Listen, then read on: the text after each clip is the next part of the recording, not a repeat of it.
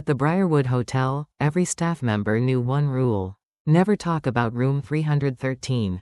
Not to guests. Not to each other. Not even in daylight. I never believed the rumors. I'd only been working the night shift for 3 months. Long enough to get used to the silence. Long enough to get used to the way the halls echoed so easily, but not long enough to understand the fear behind that room number. Still, I noticed the pattern quickly. Every few weeks, a guest would book room 313. They always seemed normal. Tired business travelers, tourists checking in late, people passing through, always alone, always quiet, always choosing the same room. And they all had one thing in common. Not a single one ever checked out formally.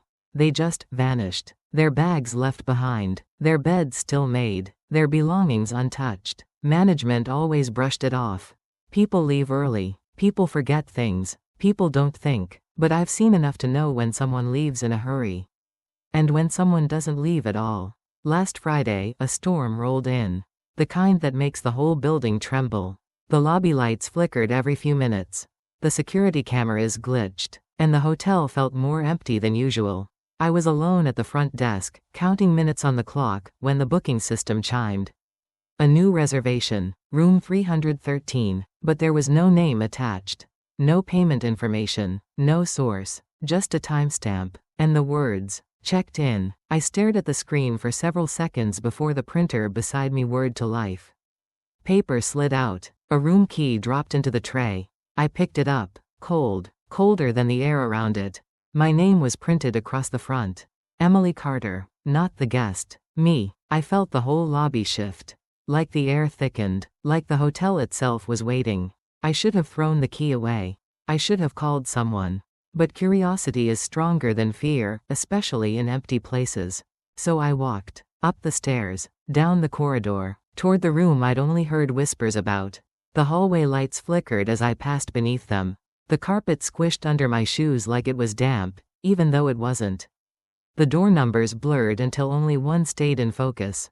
313. I heard it before I touched the handle.